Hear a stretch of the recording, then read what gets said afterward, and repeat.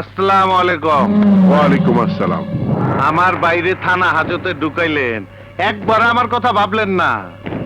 তোমার ভাই একটা ক্রিমিনাল, ও আমার মেয়ের ইজ্জত দিতে চেয়েছিল। তোর মেয়ের ইজ্জতের চেয়ে আমার ইজ্জতের দাম অনেক বেশি। তরফদার, মুখ সামলে কথা বলো। এই কোন হাত দা আমার ভাইয়ের নামে কেস করছ? তোর হাত আমি কাইটা ফেলামু। তরফদার, এই দশ সালারে তোর হাত কাইটা ঢাকা শহরের মানুষটা আমি বুঝামু তরফদার কত বড় খুনি হইতে পারে।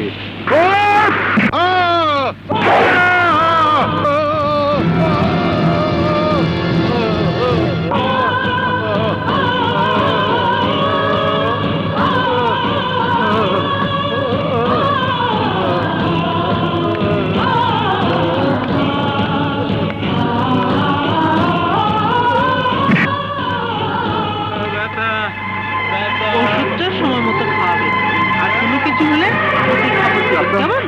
ডাক্তার, আমার বাবা ওই যে পড়ে আছে, দেখেন উনি নাকি। বাবা, বাবা, বাবা, তোমার এই অবস্থা কি করেছে বাবা? বাবা, তুমি কথা বলো বাবা। বাবা, ডাক্তার, আমার বাবা।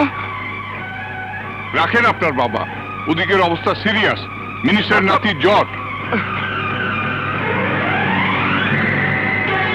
ডাক্তার, ডাক্তার, আমার বাবা সন্ত্রাসীরা তার হাত কেটে ফেলেছে। দেখেন, দেখেন, রক্ত মাটি ভিজে যাচ্ছে। আমার বাবাকে মরতে দেবেন না ডাক্তার, আমার বাবাকে বাঁচান।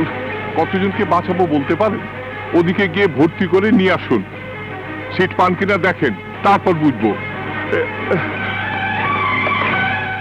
ভাই, আমার বাবার হাত কেটে ফেলেছে, ভর্তি করতে কত টাকা লাগবে? 100 টাকা দেন।